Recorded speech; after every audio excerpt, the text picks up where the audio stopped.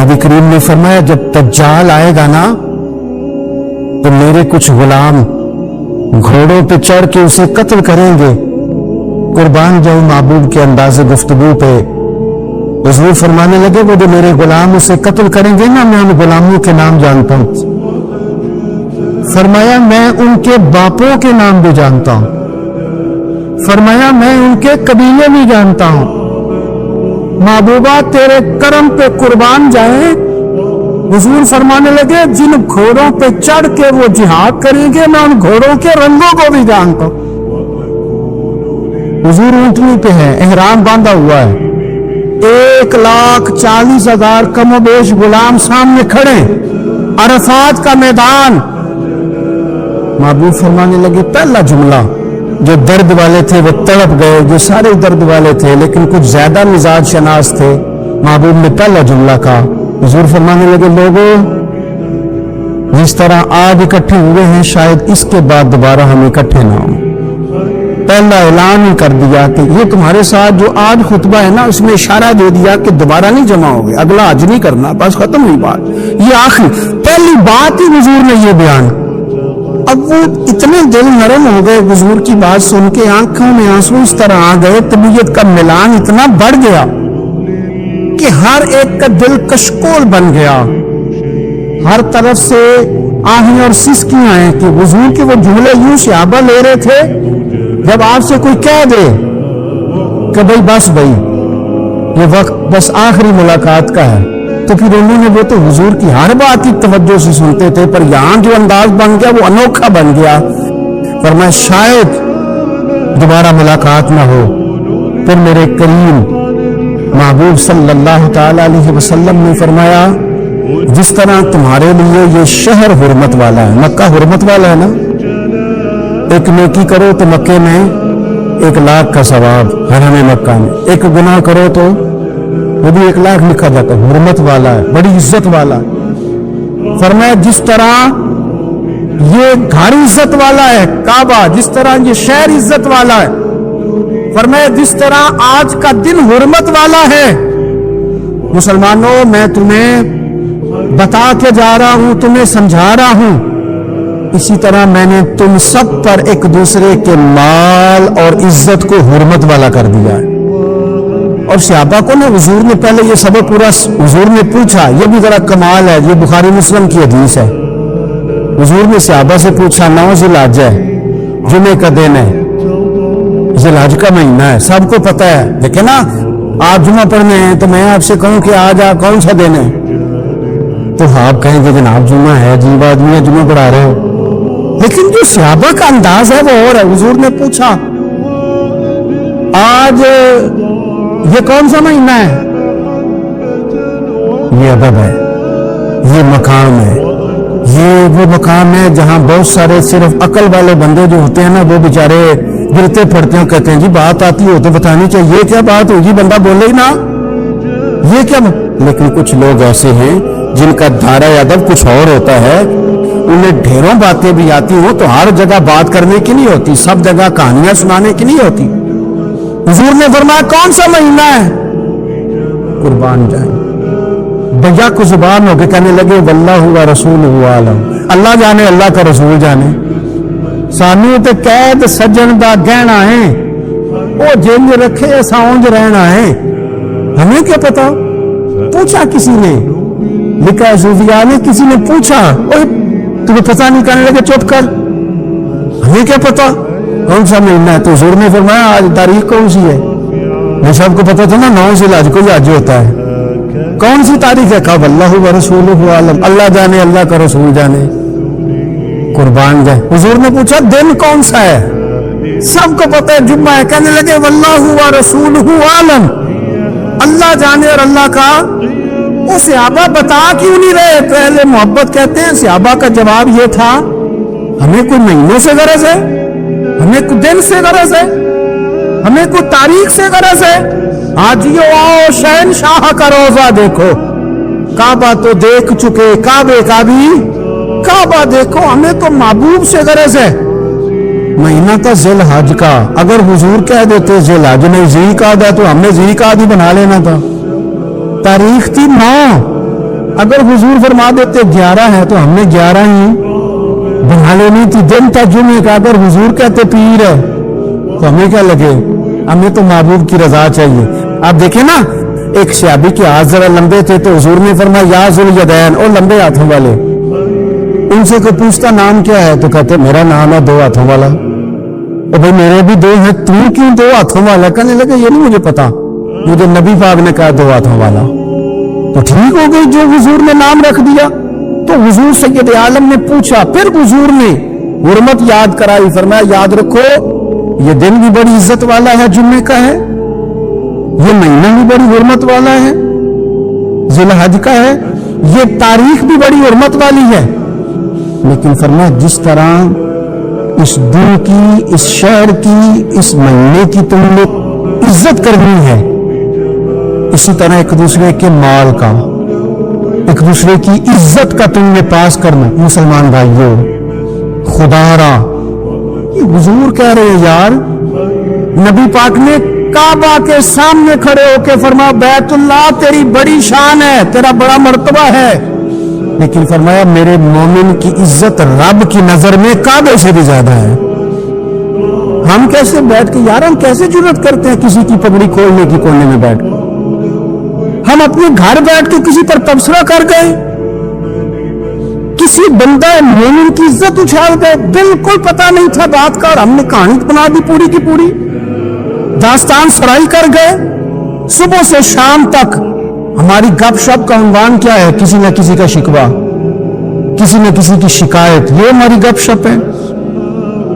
خدا را حضور نے تو خطبہ حجۃ الوداع میں پہلا سبق یہ دیا تھا کہ میرے جانے کے بعد ایک دوسرے کی عزت کرنا, اور اسی خطبے میں ایک جگہ پہ فرمایا یہ نہ ہو کہ میرے جانے کے بعد تم ایک دوسرے کی گردنیں مارنے لگ جاؤ. ایک دوسرے کی عزتوں کا خیال کرنا, پاس کرنا. مسلمانوں, میرے عزیز بھائیوں, بزرگوں, عزتوں کا دفاع شروع کریں. تھوڑی دیر کے لیے اپنی زبان لوگوں کے اوپر تبصرہ کرنے سے کنٹرول میں لائیں. کچھ چیزیں ایسی, میں مختلف شہروں میں جاتا ہوں, جس شہر میں گئے وہاں لوگوں نے یہ کہا جناب یہاں جو مولانا ہے نا, بعض لوگ یہ باتیں بڑے چسکے لے کے سنتے ہیں, یہاں جو مولانا ہے نا وہ کچھ نہیں کرتے, آپ بڑے اچھے ہیں. یہاں جو پیر صاحب ہیں وہ بڑے گڑبڑ ہیں, آپ بڑے اچھے ہیں. تو میں ان سے کہتا ہوں کہ میں اس لیے اچھا ہوں کہ میں تھوڑی دیر کے لیے آیا ہوں, میں نے چلے جانا ہے. اور دوسری بات یہ کہ مجھے آپ جتنا مرضی اچھا کہہ لیں, میں نے رخصت ہو جانا ہے 2-3 گھنٹوں کے بعد. یہاں جس آدمی کا آپ شکوہ کر رہے ہیں نا, آپ اس کو جنازے کے لیے خبر کریں نہ کریں, اسے پتہ چل گیا نا محلے میں جنازہ ہو گیا, تو اسے کوئی کام بھی ہوا تو اس نے کہنا یار نہیں محلے میں فوتگی ہوگی, میں نے جنازہ پڑھانا ہے, اس نے جانا نہیں. تو کمزوریاں تو سب جگہ ہوتی ہیں, لیکن ان کمزوریوں کی وجہ سے آپس میں بغض پیدا کر لیا جائے گا. اور پھر کمال بات ہے نا کہ اپنی ساری کمزوریوں سمیت اپنے آپ سے پیار ہے, اپنے آپ سے محبت ہے, دوسرے کی ایک کا پتہ چل جائے تو ہمیں گھن آنے لگ جاتی. تو حضور نے خطبہ حجۃ الوداع کے موقع پر یہ بات ارشاد فرمائی. دوسرا حضور نے فرمایا لوگوں یاد رکھنا کہ خطبہ حجۃ الوداع میں نبی پاک نے فرمایا, یہ حضور خطبہ دے رہے ہیں, اور اس وقت دے رہے ہیں جب حضور صحابہ کو بتا چکے ہیں کہ یہ آخری ملاقات ہے. یہ دور دراز سے آئے ہیں, ان کو بتایا ہے کہ یہ میری تمہاری جو مجلس ہے, جو محفل ہے, جو تم سے بات ہو رہی ہے, یہ آخری ہے. محبوب فرمانے لگے لوگوں یاد رکھنا قیامت قائم ہوگی. ان جملوں کا حسن ملاحظہ کر لیں. فرمایا قیامت قائم ہوگی, تم اپنے رب سے ملاقات کرو گے, اور فرمایا تمہارا رب تم سے تمہارے اعمال کے بارے میں پوچھے گا. یہ خطبہ حجۃ الوداع میں کریم نے فرمایا صبح تم اٹھے, کیا عمل کیا, اللہ پوچھے گا. کسی سے ملاقات ہوئی, طرز کیا کی, سوچ کیا تھی, اللہ پوچھے گا. لین دین میں کیا معاملات تھے, تمہارے اعمال کے, اللہ سے ملاقات ہوگی, وہ کھڑا کر کے پوچھے گا. اور حدیث میں کئی جگہ پہ حضور نے فرمایا وہ تم سے سوال کرے گا, تمہیں جواب دینا ہے. میرے عزیز بھائیوں, تیار رہنا چاہیے, تیار. ہم نہ محنت کرتے ہیں, آخری دن ہونا, تنخواہ دار لوگ کہتے ہیں یار یہ آخری ایام چل رہے ہیں, کوئی خرچہ نہ بتاؤ, اس لیے کہ حساب کے متھے لگنا ہے. آخری دنوں میں بجٹ کے دنوں میں لوگ پریشان ہوتے ہیں کہ حساب دینا ہے. جب رب سے ملاقات کریں گے اور وہ حساب مانگے گا, کتنا مشکل کام ہے. اور ایک مقام پہ حضور نے فرمایا جس سے اللہ نے حساب مانگا وہ تو الجھ گیا. دعا کرو وہ حساب مانگے نہ بے حساب ہی بخشش فرما دے. نبی پاک صلی اللہ تعالی علیہ وآلہ وسلم نے ارشاد فرمایا اسی خطبہ حجۃ الوداع میں, حضور فرمانے لگے سن لو, میں نے تم تک اللہ تعالیٰ کا پیغام پہنچا دیا ہے. اب جس شخص کے پاس امانت رکھی ہو اس پر لازم ہے کہ وہ امانت اس تک پہنچا دے جو اس کا مالک ہے. ہم بہت سارے لوگ ایسے ہوتے ہیں ہمارے پاس امانتیں ہوتی ہیں, کچھ بھی نہ ہو تو کچھ لوگوں کے راز کی امانت ہوتی ہے, کچھ بھی نہ ہو تو کچھ لوگوں کی باتیں ہم تک پہنچ جاتی ہیں, وہ راز ہوتا ہے, وہ امانت ہوتی ہے. مجلس کی گفتگو بھی امانت ہے, لیکن ہم امانتوں کا خیال نہیں کرتے, خیانت ہو جاتی ہے. بہت محتاط ہو کر اپنی زندگی میں امانتوں کا خیال کیا جائے. یا ایھا الذین آمنوا لا تخونوا اللہ والرسول وتخونوا اماناتکم وانتم تعلمون. اللہ فرماتے ہیں ایمان والو نہ رب سے خیانت کرنا, نہ رب کے رسول سے خیانت کرنا, نہ آپس میں ایک دوسرے سے خیانت کرنا, جانتے بوجھتے ہوئے یہ کام نہ کرنا. وانتم تعلمون, جانتے ہو, تمہیں پتہ ہے. کبھی بھی بددیانتی کا مظاہرہ نہ کریں اپنی زندگی میں, کبھی بھی. اور یہ بھی یاد رکھ لیں بچوں کو کیا پتا کہ ہمارا ابا حلال لا لا کے حرام لا رہا ہے. آپ لا رہے ہیں نا تو وہ تو بیچارے بھولے پن میں کھا رہے ہیں, تو حساب آپ نے دینا ہے. جنہ لی تو پاپ کمائے ہوں کتنے نہیں ہو تیرے کر دے بلانا. تو بچوں کا تو یہ معاملہ ہے بھائی اللہ ماشاءاللہ کہ وہ وقت پہ ہی شادی کے 10-15 دن کے بعد ہی ان کو پیغام مل جاتا ہے کہ اگر ہمارا علیحدہ گھر ہو تو میں مرضی سے سجاؤں, تو میں مرضی سے سواروں, تو میرا کوئی مطلب اپنا سلسلہ ہو. تو بڑے ٹائم پہ ساری باتیں شروع ہو جاتی ہیں, وہ تو معاملہ ہی بالکل اور ہے. تو بالکل کسی بھی امانت میں کبھی بھی خیانت کرنے کی کوشش نہ کریں. اور یاد رکھیں مال حرام جہاں آتا ہے وہاں بڑی تباہی آتی ہے. یہاں لوگ بددیانت ہو جاتے ہیں, وہاں معاملات بڑے خراب ہو جاتے ہیں. اللہ تبارک و تعالیٰ دیانتداری کی توفیق عطا فرمائے. حضور نے خطبہ حجۃ الوداع کے موقع پر فرمایا میں نے آج جاہلیت کے سارے سود ختم کر دیے. نبی پاک میدان عرفات میں کھڑے ہو کے فرمانے لگے جس بندے نے بھی کسی سے پیسے لیے ہیں وہ اصل رقم دے گا, زائد نہیں دے گا. حضور کے بڑے قریبی تھے ایک, فرمایا انہوں نے بھی کچھ لوگوں سے پیسے لیے ہیں, چونکہ وہ سب لوگ کرتے تھے حرام ہی نہیں تھا. فرمایا میں ان کو بھی حکم دیتا ہوں کہ یہ اصل رقم وصول کریں گے, کسی سے ایک پائی بھی زیادہ وصول نہ کریں گے. نبی پاک صلی اللہ تعالی علیہ وسلم نے خطبہ حجۃ الوداع میں ایک باریک بات حضور نے بھی, یہ آپ نے ضرور سمجھنی ہے, بالخصوص جو لوگ تھوڑا دین پر عمل کر رہے ہیں, جن کا لبادہ مذہبی ہو گیا, جنہیں لوگ حضرت صاحب, قاری صاحب, علامہ صاحب, مفتی صاحب, حاجی صاحب, بزرگوں کہہ کے بلاتے ہیں, وہ اس پر توجہ کریں. میرے نبی پاک صلی اللہ علیہ وسلم نے خطبہ حجۃ الوداع کے موقع پر ارشاد فرمایا لوگوں شیطان اب مایوس ہو گیا ہے, وہ تم سے بتوں کی پوجا نہیں کرا سکے گا. ہاں وہ تمہیں چھوٹے چھوٹے گناہوں میں مبتلا کرے گا, وہ تم سے چھوٹے چھوٹے عیب کرائے گا, تم سمجھو گے یہ تو غلطی کوئی نہیں. فرمایا اس سے بچ کے رہنا. اب وہ مایوس ہو گیا, بتوں کی پوجا نہیں کرا سکتا, تمہیں اپنی پوجا نہیں کرا سکتا, لیکن چھوٹی چھوٹی غلطیاں.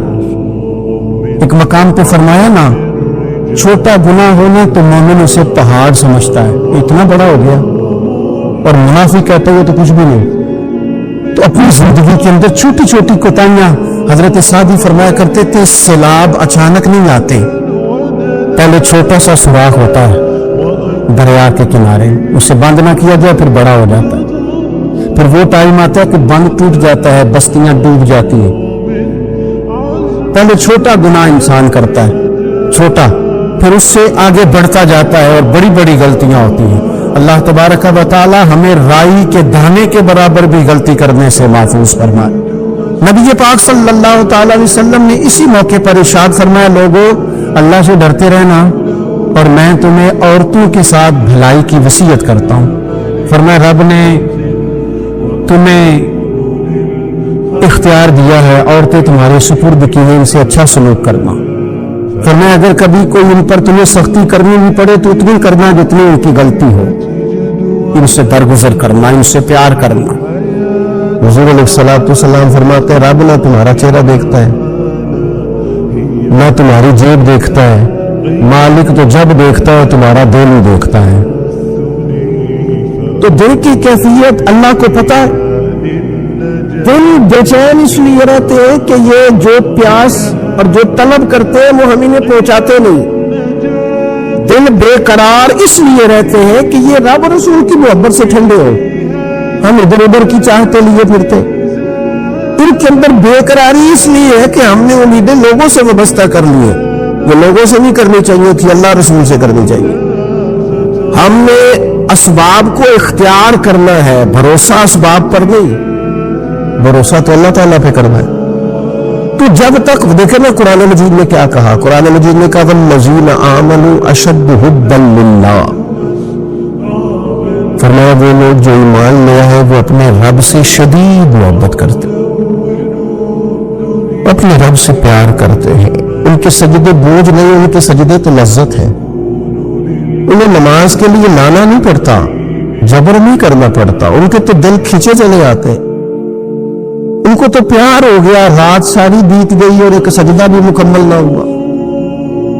वो तो माल चूंकि अल्लाह ने दिया है तो राह खुदा में खर्च करते वक्त उनकी तबीयत किसी किस्म का तकल्लुफ नहीं महसूस करती, कोई बोझ नहीं महसूस करती, क्योंकि वो हर चीज से बढ़कर अल्लाह रसूल से प्यार करते हैं। तो ये चीजें उनके सामने कभी भी रुकावट नहीं बनती। और दिल में सबसे ज्यादा मोहब्बत अल्लाह की, और जहां तक ताल्लुक है मेरे रसूल पाक का, अल्लाह करीम ने फरमाया अन्नबी औला बिल मुमिनीन मिन अनफुसिहिम, फरमाया ये जो नबी है ना ये तो मोमिनों से उनकी जानों से भी ज्यादा करीब है। तो हर वक्त दिल की धड़कनों में, रूह की ठंडक में,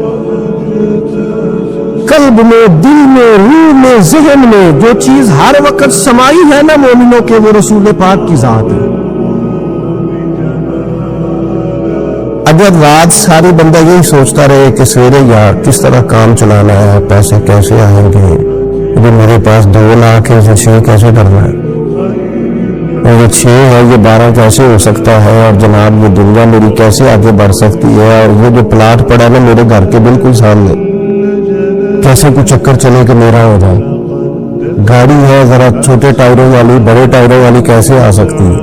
अगर 24 घंटे मनसूबा बंदी दुनिया हासिल करने से दिन मना थोड़ा करता है। हुजूर ने तो फरमाया मेहनत करके कमाई करने वाला अल्लाह का दोस्त है, मना नहीं है, लेकिन हर वक्त उसी गिनती में रहना, उसी के शुमार में रहना, उलझ जाना, और जो असल चीज थी उसको छोड़ जाना। हम ना नेकी करते हैं, मोमिन होते हैं, लेकिन उसकी लज्जत नहीं पाते।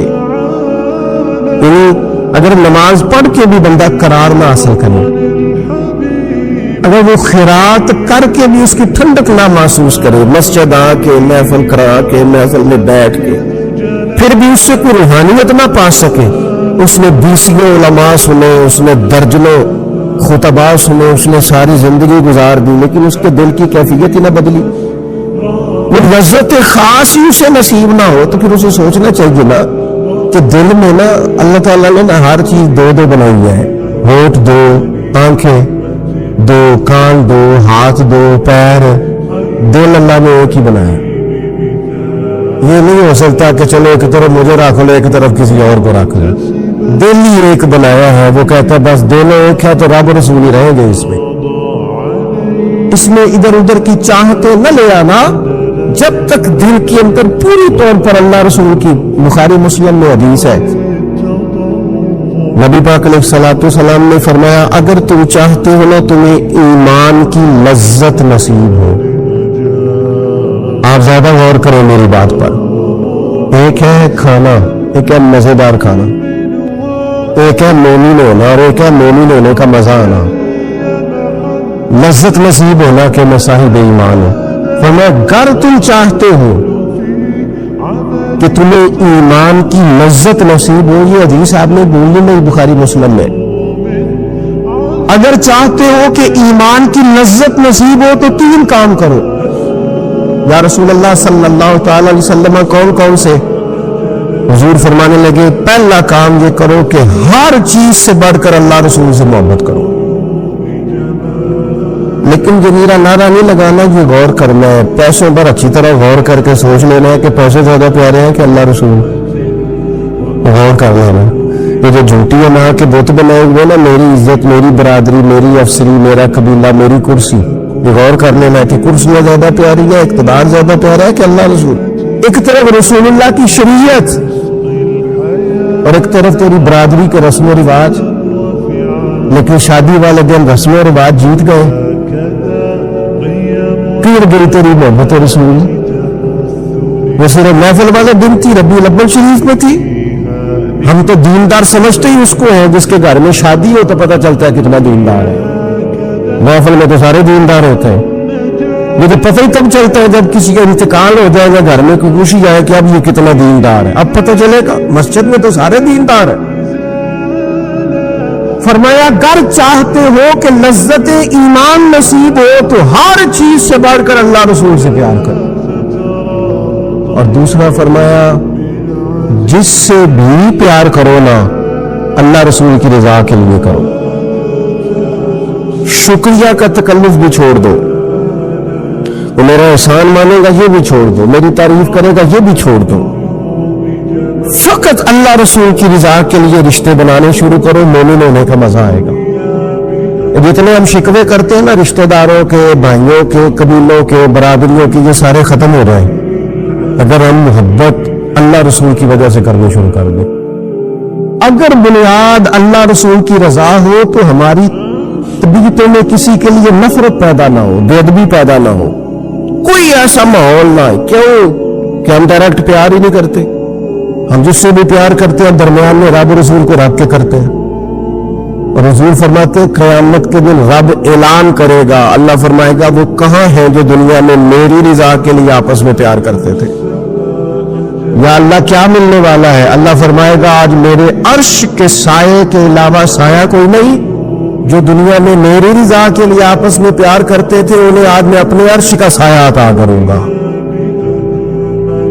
تو اگر ایمان کی لذت چاہتے ہو، ایک تو ہر چیز سے بڑھ کے اللہ رسول سے پیار کرے، ایک جس سے بھی پیار کرے اللہ رسول کے لیے کرے، اور دوسرا فرمایا مومن ہونے کے بعد، کلمہ نصیب ہونے کے بعد، ایماندار ہونے کے بعد کفر کی طرف جانا اتنا ناپسند کرے، اتنا ناپسند کرے جتنا کوئی آگ میں جانا ناپسند کرتا ہے، اتنا ناپسند کرے.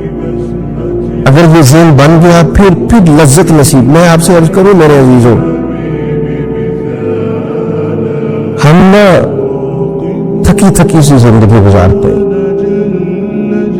دور سے وقت گزارتے ہیں، الجھے ذہن رہتے ہیں، بکھری سوچے رہتے ہیں، ٹوٹے خیالات،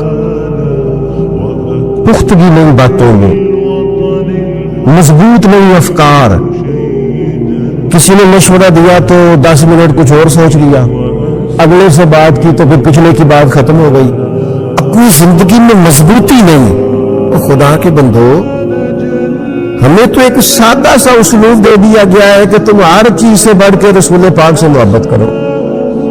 تو جب پوری طرح وہ محبت نصیب ہو جائے گی، جب پوری طرح وہ چاہت مل جائے گی، جب پوری طرح وہ خلوص نصیب ہو گیا، اللہیت مل گئی، اللہ رسول کی بارگاہ نصیب ہو گئی، آپ یقین کریں حضور کی محبت بندے کو پکا کر دیتی ہے، اس کی سوچوں کو مضبوط کر دیتی ہے، اس کے اندر استقامت لاتی ہے رسول اللہ کی محبت. انسان طاقتور ہو جاتا ہے. میں تقریر نہیں کر رہا، جذبات کا اظہار کر رہا ہوں. میں آپ سے داد نہیں چاہتا، میں آپ کی ذہن سازی چاہتا ہوں. آپ بھلے میری بات پر کوئی سبحان اللہ ماشاءاللہ نہ کہیں، لیکن میرے درد دل کو سمجھے میں کیا کہنا چاہتا ہوں. دوستو، حضور کی محبت مضبوط کرتی ہے، مضبوط طاقتور کر دیتی ہے.